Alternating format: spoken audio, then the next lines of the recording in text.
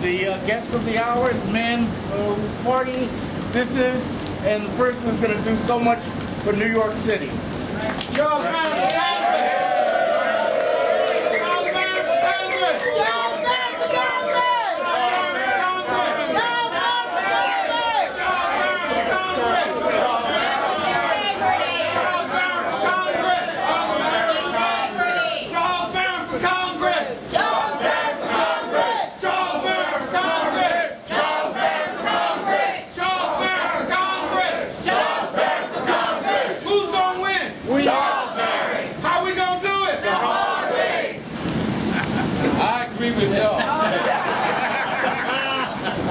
First of all, I want to thank DC-37, President Lillian Roberts, Wanda Williams, all of the local leaders of DC-37.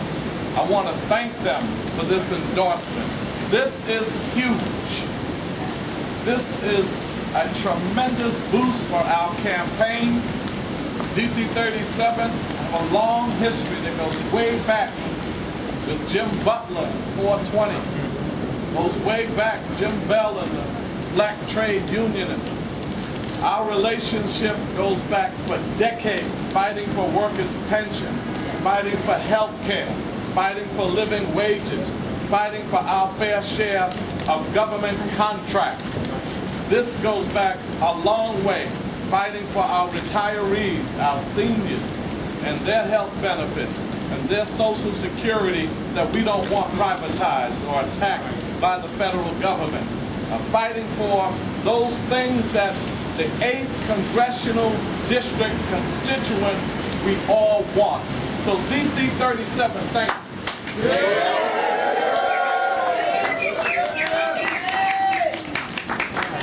Thank you very much. And let me say this. What I appreciate about this endorsement is that this is an endorsement for victory. This is an endorsement that we're going to put boots on the ground in the district to pull out our vote and let everybody know on June 26th, history is going to be made. On June 26th, this election won't be bought. This election won't be mailed this way to victory. This is going to be on the ground, meeting the people where they are, and bringing them out to vote to say that we need a fighter to go to Congress. Yes. We don't need another go-along, get-along politician. We need a fighter to go to Congress and say to this nation, you have a $3.8 trillion budget. You have trillions of dollars for unjust wars in Iraq and Afghanistan. You have $800 billion to bail out crooks on Wall Street. Right. Then it's time for you to bail out the people of the 8th Congressional District. Bail out the workers. Bail out our seniors. Bail out those who are in greatest of need.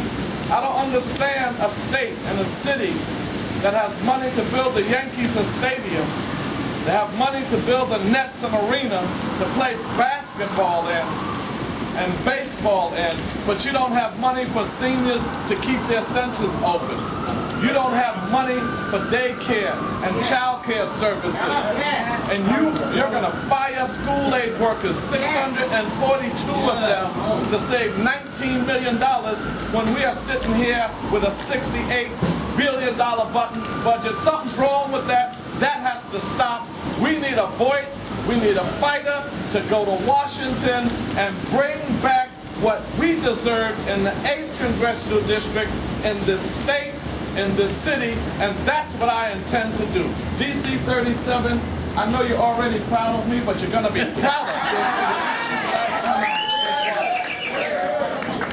I actually have a question for DC-37.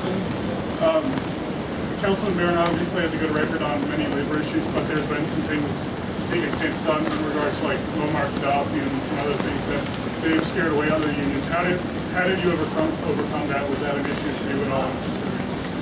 First of all, we have a process which involves our many locals, where they sit around the table and they interview the candidates. And they interviewed all of the individuals who were willing to come forward, who wanted this position. All the questions were asked by that committee, and they were satisfied. They issued an unqualified endorsement, Right. and that's why we're here. Individual issues, I can't speak to those because that's not what we set out to do. We set out to review this man's record, to look at the way he perceives and works for the interests of public employees. We looked at how he interacts with his community and what happens in his community. A community in need and a community that he works very hard to get things done. And we came away with the singular conclusion that this is a person that we can support. Sir? Yeah, there's some reports emerged that you guys were upset with Hakeem Jeffries supporting charter schools, perhaps his loyalty to Vito Lopez. Is any of that true? All I can say for you, and I'm not going to repeat what I just said, there was a process. Many of our people sat at the table. They asked questions and they received answers. And the upshot of all of it is that Charles Barron is our candidate. This is not about us being